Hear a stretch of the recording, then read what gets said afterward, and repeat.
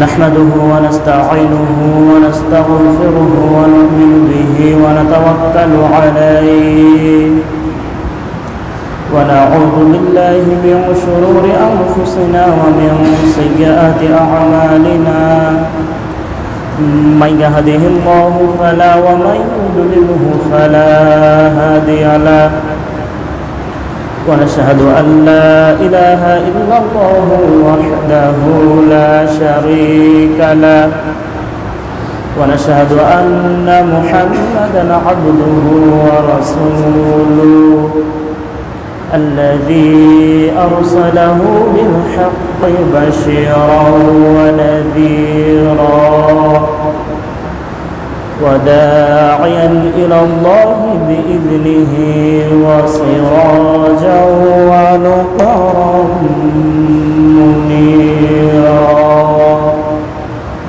فقد قال الله تعالى في كلامه المجيد وفي فرقانه الحميد أعوذ بالله من الشيطان الرجيم بسم الله الرحمن الرحيم والعصر إن الإنسان لفي خسر إلا الذين آمنوا وعملوا الصالحات وتواصوا بالحق وتواصوا بالصبر صدق الله العظيم إن الله وملائكته يصلون على النبي يا أيها الذين آمنوا صلوا عليه وسلموا تسليما اللهم صل على محمد وعلى آل محمد كما صليت على إبراهيم وعلى آل إبراهيم إنك حميد مجيد اللهم بارك على محمد وعلى آل محمد كما باركت على إبراهيم وعلى آل إبراهيم إنك حميد مجيد الحمد لله آمنت بالله প্রশংসা তারিফ করছি সে মহান আল্লাহ সুবহানাহু ওয়া তাআলা যার অশেষ মেহেরবানিতে যার অশেষ করুণায় যার অশেষ কৃপায় দীর্ঘ একটি সপ্তাহ পর হলেও পবিত্র মসজিদ ঘরে এসে খুতবাতুল জুমআ এবং সালাতুল জুমআ আদায় করার জন্য যে আল্লাহ সুবহানাহু ওয়া তাআলা সমস্ত জাতি ধর্ম বর্ণ ভেদাভেদ পার্থক্য সব ভুলে পৃথিবীর সর্বশ্রেষ্ঠ শান্তির স্থান মসজিদ ঘরে এসে খুতবাতুল জুমআ এবং সালাতুল জুমআ আদায় করার তৌফিক দান করে দিলেন সে মহান আল্লাহ সুবহানাহু ওয়া তাআলার দরবারে কালিমাতুশ শুকরিয়া আদায় করে বলছি আলহামদুলিল্লাহ। লাখো কোটি দুরূদ এবং তাসলিমাত বর্ষিত হোক সাইয়্যিদুল মুরসালিন খাতামান নাবিয়্যিন আমার আপনার আদর্শ যাকে পেয়ে পৃথিবীবাসী ধন্য হয়েছিল জনাবে মুহাম্মদ রাসূলুল্লাহ সাল্লাল্লাহু আলাইহি ওয়াসাল্লাম। স্মরণ করছি সেই সমস্ত শহীদ ভাইদের যাদের আত্মত্যাগের বিনিময়ে বাংলাদেশে ইসলাম এসেছে এবং এ পর্যন্ত জীবিত আছে। আল্লাহ সুবহানাহু ওয়া তাআলা তাদের সকলকে শহীদের সর্বোচ্চ মর্যাদা দান করুন করছি আল্লাহুম্মা আমিন। সম্মানিত উপস্থিত মুআজ্জাজ মুহতারাম, আপনারা লক্ষ্য করেছেন খুতবার শুরুতে আমি পবিত্র কোরআনুল কারীম থেকে ছোট্ট একটি সূরাতুল আসর তেলাওয়াত করেছি। যদি আল্লাহ সুবহানাহু ওয়া তাআলা তৌফিক দেন তাহলে সূরা থেকে কিছু কথা আমরা শুনবো ইনশাআল্লাহ। সম্মানিত উপস্থিত মুআজ্জাজ মুহতারাম, এটি পবিত্র কোরআনুল কারীমের ক্রমধারা অনুযায়ী 103 নম্বর ছোট্ট একটি সূরা। আলোচনা মুখস্থ করেন, 103 নম্বর সূরা। এতে আয়াত রয়েছে 3টি, রুকু রয়েছে 1টি। বিশ্বনবী মুহাম্মদ সাল্লাল্লাহু আলাইহি ওয়াসাল্লামের মক্কার জিন্দেগিতে, মক্কার প্রাথমিক যুগে সূরাটিকে আল্লাহ সুবহানাহু ওয়া তাআলা নাযিল করেছিলেন। আসুন সূরার ভিতরে আল্লাহ সুবহানাহু ওয়া তাআলা কি বলছেন আমরা একটু শুনি। আল্লাহ সুবহানাহু ওয়া তাআলা বললেন, ওয়াল আস, শপথ সময়ে, শপথ সময়ে, শপথ যুগের, শপথ কালের, শপথ ইতিহাসের। সম্মানিত উপস্থিত ভাইয়েরা, আল্লাহ সুবহানাহু ওয়া তাআলা এখানে যে সময়টুকু উদ্দেশ্য করে কথাটি বললেন সেটি হচ্ছে সলাতুল আসর। বিভিন্ন মুফাসসিররা তাফসীর করতে গিয়ে লিখেছেন এখানে সূরাতুল আসরের যে প্রথম শব্দটা আল্লাহ সুবহানাহু ওয়া তাআলা বললেন ওয়াল আস, এটি কি দ্বারা আল্লাহ সুবহানাহু ওয়া তাআলা আসরের নামাজকে উদ্দেশ্য করে বলেছেন। আল্লাহ সুবহানাহু ওয়া তাআলা এখানে আসর শব্দটি, সময় কথাটি উল্লেখ করার আগে ওয়া লাগিয়েছেন, ওয়া বলেছেন। এই ওয়া শব্দটি হচ্ছে হরফে কসমিয়া। আল্লাহ সুবহানাহু ওয়া তাআলা যখন কসম করেন, কোনো বিষয়ে শপথ করেন, তখন আল্লাহ সুবহানাহু ওয়া তাআলা ওয়া শব্দটি ব্যবহার করেন। এখানে সময়ের বিষয়ে কসম করতে গিয়ে আল্লাহ সুবহানাহু ওয়া তাআলা বললেন ওয়াল আস, শপথ সময়ের। আবার আল্লাহ সুবহানাহু ওয়া তাআলা 3 ফলের কসম কেটেছেন, বলেছেন তিন ওয়াজ যাইতুন।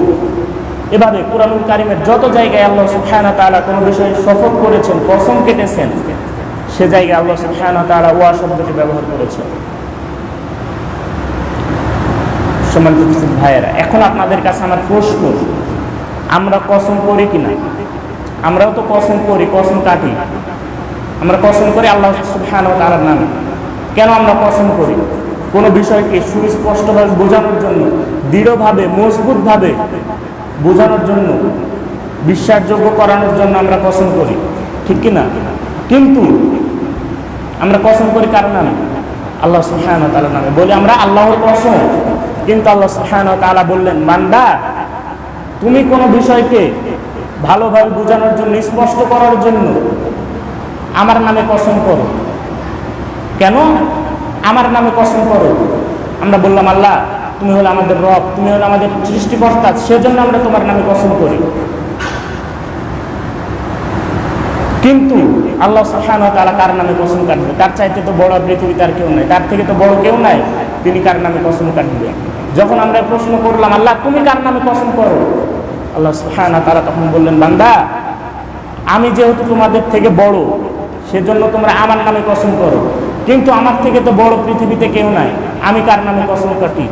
যদি জানতে চাও তাহলে সূরাতুল আসরের ওয়াল আসর শব্দটি থেকে তোমরা ব্যাখ্যা জেনে নাও। বিভিন্ন মুফাসসির কিরামগণ উল্লেখ করেছেন আল্লাহ সুবহানাহু ওয়া তাআলা যখন কোনো বিষয় কসম করেন, মানুষের জীবনের সবচাইতে যে বিষয়টি রিলেটেড, মানুষের সাথে সবচাইতে যে বিষয়টি সম্পর্কিত, সে বিষয়ে আল্লাহ সুবহানাহু ওয়া তাআলা কসম করেন, সে বিষয়ে আল্লাহ তাআলা শপথ কাটেন। এখন আপনারা প্রশ্ন করবেন, হুজুর তাহলে কি সময়ই মানুষের জীবনের সবচাইতে গুরুত্বপূর্ণ বিষয়? ইয়েস, সময় সবচাইতে গুরুত্বপূর্ণ বিষয়। ইংরেজিতে একটা কথা আছে, time and tide wait for none. সময় এবং নদীর স্রোত কখনো কারোর জন্য অপেক্ষা করে না। আপনি যত বড় ব্যক্তি হন না কেন, যত বড় মাপের মানুষ হন না কেন, সময় এবং নদীর স্রোত কখনো আপনার জন্য বসে থাকবে না। সময়ের কথা আল্লাহ সুবহানাহু ওয়া তাআলা পবিত্র কোরআনুল কারীমের মধ্যে বললেন। সম্মানিত উপস্থিত ভাইয়েরা, এজন্য সময়ের প্রতি গুরুত্ব দিতে হবে। প্রথমে আল্লাহ সুবহানাহু ওয়া তাআলা বললেন ওয়াল আস, শপথ সময়ে। আমরা বুঝলাম সময় সবচাইতে গুরুত্বপূর্ণ বিষয়। তারপর ওয়াল আসর দ্বারা আল্লাহ সুবহানাহু ওয়া তাআলা ইতিহাসের কসম করাকে বুঝিয়েছেন। কিসের কসম? ইতিহাস। কেননা ইতিহাস হচ্ছে নীরব সাক্ষী। ইতিহাস থেকে মানুষ অনেক শিক্ষা গ্রহণ করে। যেমন আমাদের মাঝে ইতিহাস হয়ে আছে ফিরআউন, নমরুদ, আবু জেহেল, বিশ্বনবীও কিন্তু আমাদের মাঝে ইতিহাস। আপনারা কেউ কি ফেরাউনকে দেখেছেন? দেখেনি। যদিও মিশরের জাদুঘর এখনো আছে, কিন্তু জীবন্ত অবস্থায় তাকে কেউ দেখেছে? আমরা দেখিনি। কিন্তু সে যে অত্যাচার করেছিল, সে যে জুলুম করেছিল মানুষের কাছে, সেটা আমাদের মাঝে আছে না নাই? সেটা অনেকে জানি। এই জন্য আল্লাহ সুবহানাহু ওয়া তাআলা বললেন, ওয়াল আসরের মধ্যে বললেন, বান্দা তুমি যেমন ফেরাউন কোরআনের বিপক্ষে কথা বলার জন্য, আমি আল্লাহর বিরুদ্ধে অবস্থান নেওয়ার জন্য আমি তাকে ইতিহাস বানিয়ে রেখেছি, সুতরাং তুমি বান্দা যদি ইসলামের বিপক্ষে কথা বলো, আমি আল্লাহ তাআলার বিরুদ্ধে দাঁড়াও, তাহলে আমি আল্লাহ তাআলা তোমাকে অবশ্যই ইতিহাস বানিয়ে রেখে দিব। এজন্য যারা ইসলামের বিপক্ষে কথা বলে তাদের ইসলামের পক্ষে আসতে হবে। ইসলামের বিজয় একদিন হবেই। ইসলামের বিজয় হবে তোমাকে ছাড়া বা তোমাকে নিয়ে। ইসলাম ছাড়া তুমি অচল, কিন্তু তুমি ছাড়া ইসলাম অচল নয়। সম্মানিত উপস্থিত ভাইয়েরা, তাহলে আল্লাহ সুবহানাহু ওয়া তাআলা প্রথমে কসম কাটলেন সময়ে, তারপর কসম কাটলেন ইতিহাসে। এই দুইটি বিষয় এখানে রেখে আমরা সামনের দিকে যাব। তারপর আল্লাহ সুবহানাহু ওয়া তাআলা বললেন, ইন্নাল ইনসান, নিশ্চয় পৃথিবীর সব মানুষ লাফি মধ্যে ক্ষতির মধ্যে, নিশ্চয় পৃথিবীর সব মানুষ ক্ষতির মধ্যে। আমরা এখানে যারা আছি সবাই তো মানুষ, তাহলে আল্লাহ সুবহানাহু ওয়া তাআলা এখানে বললেন আমরাই ক্ষতির মধ্যে আছি। এখন যদি আপনার মাথায় ব্রেন থাকে, আপনি যদি পাগল না হন, আপনার বিবেক যদি কাজ করে, তাহলে আপনার মাথায় একটি প্রশ্ন আসবে, হুজুর আমরা কিভাবে ক্ষতির মধ্যে আছি? আপনার ভিতরে যদি মনুষ্যত্ব বোধ থাকে। সম্মানিত মুসলিম ভাইয়েরা, এখানে লক্ষ্য করতে হবে আল্লাহ সুবহানাহু ওয়া তাআলা এখানে হরফে মুসাব্বাবিল ফেল ইন্নাল ইনসান, নিশ্চয় সব মানুষ। এখানে আল্লাহ ইন্নাল ইহুদি দেয়নি, ইন্নাল বৌদ্ধ দেয়নি, ইন্নাল কাফেরিনা দেয়নি। কারণ পৃথিবী ইন্নাল ইনসান, সব মানুষ ক্ষতির মধ্যে আছে। তাদের মনে কি একটু প্রশ্ন জাগে না, তাহলে আমরা কি করলে ক্ষতি থেকে বাঁচবো? সে রূহের জগৎ আমরা প্রশ্ন করেছিলাম, আল্লাহ ক্ষতির মধ্যে আছি বুঝলাম, কিন্তু কোনোকে ক্ষতি থেকে বাঁচার জন্য কোনো উপায় নাই? আল্লাহ সুবহানাহু ওয়া তাআলা বললেন, অবশ্যই তোমরা যদি 4টি গুণ তোমাদের মধ্যে ধারণ করতে পারো, 4টি গুণ যদি তোমরা তোমাদের জীবনের সঙ্গে আমল করতে পারো, তাহলে তোমরা ক্ষতি থেকে বেঁচে যাবে। আল্লাহ সুবহানাহু ওয়া তাআলা 4টি গুণ কি কি আল্লাহ সুবহানাহু ওয়া তাআলা এর পরিচয় দিচ্ছেন। ইল্লাল্লাযিনা আমানু,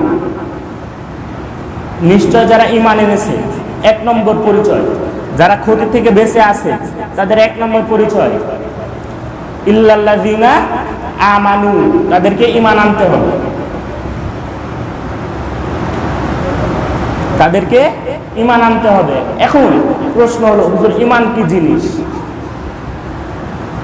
ঈমান কি জিনিস? আল্লাহ সুবহানাহু ওয়া তাআলা ঈমান অর্থ হচ্ছে বিশ্বাস স্থাপন করা। আল্লাহ সুবহানাহু ওয়া তাআলার প্রতি বিশ্বাস স্থাপন করা হচ্ছে ঈমান। সম্মানিত উপস্থিত ভাইয়েরা, আমরা যদি ঈমানদার যদি হতে চাই, তাহলে আমাদের মধ্যে কি কি বৈশিষ্ট্য থাকা দরকার? আমরা যদি নিজেদেরকে ঈমানদার দাবি করি, তাহলে আমাদের মধ্যে কি কি গুণ থাকতে হবে? এবার আসুন সেদিকে যাই। আল্লাহ সুবহানাহু ওয়া তাআলা সূরা বাকারার 3 নম্বর আয়াতের মধ্যে বলছেন, আল্লাযীনা ইউমিনুনা বিল গায়ব, ঈমানদার ব্যক্তি হচ্ছে তারা যারা বিল গায়ব, অদৃশ্যের প্রতি বিশ্বাস স্থাপন করে। যারা অদৃশ্যের প্রতি বিশ্বাস স্থাপন করে। এখন প্রশ্ন, অদৃশ্য কি? তাফসীরে এসেছে অদৃশ্য মানে হচ্ছে আল্লাহ সুবহানাহু ওয়া তাআলা। পৃথিবীতে আল্লাহকে দেখা যায়? দেখা যায় না। এজন্য আল্লাহ সুবহানাহু ওয়া তাআলা হচ্ছেন বিল গায়ব, অদৃশ্য।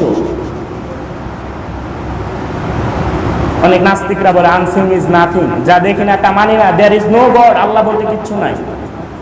যাকে দেখা যায় না আবার তাকে মেনে কি করব? কিন্তু এই উল্লেখ্য পাঠা নাস্তিক অনেক কিছু দেখে না, কিন্তু তারপরও মানে। ইরাকে এক নাস্তিকের জন্ম হয়েছিল, মাজুসি নাস্তিক মুলহিদ। সে বলে বেড়াচ্ছিল আল্লাহ বলতে কিচ্ছু নাই, যা দেখি না তা মানি না। ইরাকের লোকেরা ইরাকের লোকেরা বলল, আমাদের একজন ইমাম আছে, আমাদের একজন নেতা আছে, আমাদের ধর্মের একজন পণ্ডিত আছে, তিনি দেখিয়ে দিতে পারেন আল্লাহ বলতে একজন আছেন। নাস্তিক বলল, তাহলে আমার সাথে যদি ডিবেট করতে চাও তোমাদের ইমামকে রাজি করো। ইরাকের লোকেরা চলে গেল ইমাম আবু হানিফার কাছে, গিয়ে বলল যে এক নাস্তিক আছে, সে আপনার সাথে প্রতিযোগিতা করতে চায়, সে আপনার সাথে ডিবেট করতে চায়, টকশো করতে চায় যে সে বিশ্বাস করে আল্লাহ বলতে কিচ্ছু নাই, আর আপনাকে প্রমাণ করাতে হবে যে আল্লাহ বলতে একজন আছে। কথাটা আপনাকে বুঝে তার কাছে প্রমাণ করতে হবে। সম্মানিত ভাইরা, ইমাম আবু হানিফা বললেন, যাও ডেট ফিক্সড করো, তোমাদের নাস্তিককে জানিয়ে দাও সামনের জুমাবারে জুমার নামাজের পর ডিবেট হবে। জুমার নামাজের পর ইরাকের কুফা নগরীতে হাজার হাজার মানুষ সমবেত হয়েছে, একসাথে হয়েছে ডিবেট দেখার জন্য, প্রতিযোগিতা দেখার জন্য। সবাই এসেছে, নাস্তিকও এসেছে, কিন্তু আসে না ইমাম আবু হানিফা। 10 মিনিট, 20 মিনিট, আধা ঘন্টা, 1 ঘন্টা, 1.5 ঘন্টা, 2 ঘন্টা হয়ে যায়, কিন্তু ইমাম আবু হানিফা আসে না। এবার নাস্তিক বলতে শুরু করলো যে তোমাদের ইমাম ভয় পেয়েছে, তোমাদের ইমামের যোগ্যতা নাই আমার সাথে তর্ক বিতর্ক করার জন্য, সেজন্য সে আসেনি, সে ভয় করেছে। ইতিমধ্যে এমন সময় দেখা গেল ইমাম আবু হানিফা আসতেছে। ইমাম আবু হানিফা এসে বললেন, ইমাম আবু হানিফা এসে সালাম বিনিময় করার পরে নাস্তিক বলল, আপনার সাথে তো কোনো কথা নাই, আপনার তো সময়ের জ্ঞানই নাই, আপনার সাথে আবার কিসের ডিবেট, কিসের প্রতিযোগিতা, কিসের টক শো, আপনার তো সময়ের জ্ঞানই নাই। ইমাম আবু হানিফা বললেন, ওজোর, আমার ওজোর আছে। বললেন, কি ওজোর, কি জন্য আপনার আসতে দেরি হয়েছে? ইমাম আবু হানিফা বললেন, আপনারা সবাই জানেন আমি যখন ঘর থেকে বের হই, আমি যখন বাড়ি থেকে বের হই, বের হওয়ার পর আমার বাড়ির সামনে বিশাল একটা নদী পড়ে যায়, আর এই নদীটা পার হতে আমাকে নৌকা ব্যবহার করতে হয়, নৌকা ইউজ করতে হয়। কিন্তু আজকে এসে দেখি নৌকাও নাই, মাঝি নাই, কিচ্ছু নাই, কিভাবে পার হবো? হঠাৎ আমি বসে থাকতে থাকতে ক্লান্ত হয়ে বাড়ির দিকে ফিরে যাচ্ছি। এমন সময় নদীর পাশে বিশাল একটা বট গাছ ছিল, দেখলাম হঠাৎ করে বট গাছটা 2 টুকরা হয়ে গেল। হঠাৎ বট গাছটা 2 টুকরো হয়ে গেল, সেখান থেকে কাঠের তক্তা বের হয়ে এলো। কাঠের তক্তা থেকে কোনো পেরেক ছাড়া, করাত ছাড়াই একটা নৌকা হয়ে গেল। আর এই নৌকা মাঝি ছাড়া সাঁ করে আমার সামনে চলে এলো। বিসমিল্লাহ বলে নৌকায় বসলাম, নৌকাটা সাঁ করে টান দিয়ে আমাকে নদীর এপারে নিয়ে আসলো। এবার ইমাম আবু হানিফা বললেন, যখন এই ঘটনাটি বললেন, এবার নাস্তিক কয়, তোমাদের ইমাম পাগল, তোমাদের ইমাম পাগল হয়ে গেছে। ইমাম আবু হানিফা বললেন, আমাকে ময়দানে গালি দিলেন কেন, আমাকে পাগল বললেন কেন? নাস্তিক বলে, আপনার মাথা ঠিক নাই। বলে, কেন? বলে, কোনো লোক ছাড়া কি গাছ কাটা সম্ভব হয়? নাস্তিক বলছে, কোনো গাছ কোনো লোক ছাড়া কি কাটা সম্ভব হয়? মাঝি ছাড়া কি কোনোদিন নৌকা চলতে পারে নাকি? কেমন কথা আপনি বলেন? ইমাম আবু হানিফা বললেন, এই তো আপনি লাইনে এসেছেন, এই কথাটা তো আপনাকে বোঝানোর জন্য আমি এত গল্প। তাহলে যদি মাঝি ছাড়া যদি নৌকা চলতে না পারে, লোক ছাড়া যদি গাছ কাটা না যায়, করাত ছাড়া গাছ কাটা নাই যায়, তাহলে বিশাল আকাশ কেমন করে এমনি এমনি হলো? বিশাল জমিন কেমন করে এমনি এমনি হলো? দ্বিপ্রহরে লাল জল জলে সূর্যটা কিভাবে এমন করে কিরণ দেয়? কেমন করে রাত্রি শেষে দিন আসে, দিন শেষে রাত্রি আসে? ইমাম আবু হানিফা যখন তর্কে জিতে গেলেন, নাস্তিক চোখের পানি ছেড়ে দিয়ে বললেন, আসলেই তো তাই, এইভাবে তো কোনোদিন ভেবে দেখি না। তারপর ইমাম আবু হানিফার হাতে হাত রেখে কালেমা পড়ে মুসলমান হয়ে গিয়েছে। এ হচ্ছে ইমানদারের পরিচয়। যে ব্যক্তি ইমানদার দাবি করবে, তাকে 1 নম্বর বিলকয়ব অদৃশ্যের প্রতি বিশ্বাস স্থাপন করতে হবে। 2 নম্বর যে বিষয়টি আল্লাহ সুবহানাহু ওয়া তাআলা বললেন, ওয়া ইউকিমুনাস সালাহ, তাকে নামাজ প্রতিষ্ঠিত করতে হবে। যদি আপনি ইমানদার দাবি করেন, আপনাকে নামাজ প্রতিষ্ঠিত করতে হবে। কিন্তু দুঃখজনক হলো সত্য, 95% মুসলমানের দেশে বাস করি। এমনও মুসলমান আছে যে জীবনে মসজিদের দিকে যায় না, মসজিদ কোন দিকে সে বলতে পারবে না, কিন্তু ইমানদার ইমানদার বলে ফতোয়া দিয়ে বেড়ায়। সম্মানিত উপস্থিত ভাইয়েরা, মনে কষ্ট নিয়েন না। বিশ্বনবী বলছেন, যে ব্যক্তি সালাত আদায় করে না, সে যেন আমার উম্মত দাবি করে না। কত বড় কথা! যে ব্যক্তি সালাত আদায় করে না সে যেন আমার উম্মত দাবি করে না, ফালাইসা মিন্না, সে আমার উম্মতের মধ্যে নাই। সাহাবীরা প্রশ্ন করলেন, ইয়া রাসূলুল্লাহ, তাহলে তাদের অবস্থা? বিশ্বনবী বললেন, তারা কাফের, তারা কাফের। সম্মানিত উপস্থিত ভাইয়েরা, আর একটা বর্ণনায় হাদিসে এসেছে, বিশ্বনবী একদিন সাহাবীদেরকে প্রশ্ন করলেন, সাহাবারা বলো তো, তোমাদের বাড়ির সামনে যদি একটা নদী থাকে আর ওই নদীতে যদি তোমরা দিনে 5 বার গোসল করো, তোমাদের শরীরে কি কোনো ময়লা দুর্গন্ধ থাকতে পারে? সাহাবীরা বললেন, না ইয়া রাসূলুল্লাহ, 5 বার গোসল করার পরে দিনে ময়লা থাকতে পারে না, এটা অসম্ভব। বিশ্বনবী তিনি বললেন, সাহাবীরা, তোমাদের বাড়ির সামনে যেমন মসজিদ থাকে, তোমরা যদি মসজিদে 5 ওয়াক্ত সালাত আদায় করো, তাহলে তোমাদের জীবনে আর কোনো গুনাহ থাকতে পারে না। সুবহানাল্লাহ। নামাজ সম্পর্কে অনেক আলোচনা, নামাজ সম্পর্কে আরেকটি কথা বলবো, নামাজ সম্পর্কে আরেকটি কথা বলে নামাজের আলোচনা শেষ করব। সম্মানিত উপস্থিত ভাইয়েরা, বিশ্বনবী একদিন মসজিদে নববীতে বসে আছেন, এমন সময় হযরত জিবরাইল আলাইহিস সালাম আসলেন। এই হাদিসটি যারা যুবক আছো তাদের জন্য, যারা কলিজার টুকরা যুবক, তোমরা মনোযোগ দিয়ে শোনো, তোমাদের জন্য হাদিসটি, মেসেজটি। বিশ্বনবীর কাছে জিবরাইল আলাইহিস সালাম আসলেন, আসার পরে সালাম বিনিময় হলো, হওয়ার পর বিশ্বনবী বললেন, জিবরাইল, তুমি তো আমার কাছে এতবার আসো, যাতায়াত করো, তুমি এসে আল্লাহ যা বাণী পৌঁছাতে বলেন, ওহী পৌঁছাতে বলেন, সব বাণী ওহী পৌঁছিয়ে তারপর চলে যাও, আমার সাথে কোনোদিন আলাপ করো না, আমার সঙ্গে কোনোদিন তুমি গল্প করো না, আজকে তোমার সাথে একটা বিষয়ে গল্প হবে। সাইয়েদনা জিবরাইল বললেন, বলেন ইয়া রাসূলুল্লাহ, শুনতে চাই। বিশ্বনবী বললেন, তোমার চোখের কত পাওয়ার? জিবরাইলকে প্রশ্ন করলেন, তোমার চোখের কত পাওয়ার, তুমি কি কি জিনিস দেখতে পাও? সাইয়েদনা জিবরাইল কেঁদে ফেললেন, বললেন, ইয়া রাসূলুল্লাহ, মাটিতে যখন বৃষ্টি হয়, আসমান থেকে যখন জমিনে বৃষ্টি পড়ে, কত ফোঁটা বৃষ্টি জমিনে পড়েছে, বৃষ্টির ফোঁটা গণার মতো যোগ্যতা, এত পাওয়ার, এত এনার্জি আল্লাহ তাআলা আমার চোখের মধ্যে দিয়েছে। আমাদের মাঝে এমন কি কোনো লোক আছে গুনতে পারবে? যত বৃষ্টির ফোঁটা পড়ে সব বৃষ্টির ফোঁটা গুনতে পারে। আল্লাহু আকবার। বিশ্বনবীর কিউরিওসিটি, কৌতূহল বেড়ে গেল। তিনি প্রশ্ন করলেন, তাহলে তুমি কোন জিনিসটা দেখতে পাও না? এবার সাইয়েদনা জিবরাইল বললেন, ইয়া রাসূলুল্লাহ, যখন কোনো যুবক বান্দা, যখন কোনো ইয়াং জেনারেশন, কোনো ফ্যাশন ম্যান, যখন কোনো আল্লাহর বান্দা মসজিদের দিকে আসে, আজান শোনার পর যখন সে সালাতে দাঁড়িয়ে যায়, ওই বান্দার আমল নামে আল্লাহ সুবহানাহু ওয়া তাআলা কত পরিমাণ যে নেকি দেন, এটা আমি জিবরাইল দেখতে পাই না। সুবহানাল্লাহ। জমিনে যতক্ষণ বৃষ্টি হয় সে ফোঁটা গুনতে পারে, কিন্তু আমল নামায় কত সওয়াব দেয় এটা গুনতে পারে না। তাহলে কত আমল নামায় সওয়াব আল্লাহ সুবহানাহু ওয়া তাআলা দেন, কিন্তু আমি আপনি সেই আমল থেকে নিরাশ হয়ে যাচ্ছি।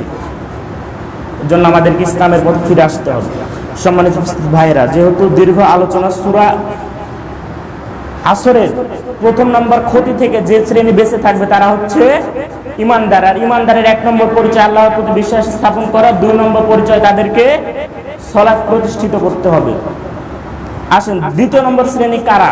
যারা ক্ষতি থেকে বেঁচে থাকবে। আল্লাহ সুবহানাহু ওয়া তাআলা বলেন, ওয়া আমিলা সালিহা, যারা নেক আমল করে, ভালো কাজ করে। সম্মানিত উপস্থিত ভাইরা, নেক আমল বলতে আমরা সবাই বুঝি ভালো কাজ, রাস্তা থেকে একটি কষ্টদায়ক বস্তু সরিয়ে ফেলা, কোনো বান্দাকে সাহায্য করা, মানুষদেরকে ভালো কাজ করে দেওয়া, এইসবই হচ্ছে নেক আমল। তাহাজ্জুদের সালাত আদায় করা, এগুলো হচ্ছে নেক আমল। তাহলে 1 নম্বর বিষয় ইমানদার, 2য় নম্বর বিষয় হচ্ছে আমিলা সালিহা, 3 নম্বর বিষয় ওয়াতাওয়াসাউ বিল হক, মানুষদেরকে সত্যের পথে ডাকতে হবে, মানুষদেরকে হকের পথে ডাকতে হবে। এই বিষয়টি এখন খুব কঠিন, বর্তমান প্রেক্ষাপটে জিনিসটি খুব কঠিন। ইমানদার বলে দাবি করবেন, আপনাকে কেউ কিছু বলবে না, কিন্তু ইমানের পরিপ্রেক্ষিতে আপনার ইমানকে অটুট রাখার জন্য, আপনার ইমানকে বাঁচিয়ে রাখার জন্য, আপনি আপনার ইমানটাকে বৃদ্ধি করার জন্য যখন আরেকজনকে, আপনার প্রতিবেশীকে যখন আপনি হকের পথে ডাকবেন, সত্যের পথে ডাকবেন, তখন আপনার উপরে বালা, বিপদ, মুসিবত আসবে।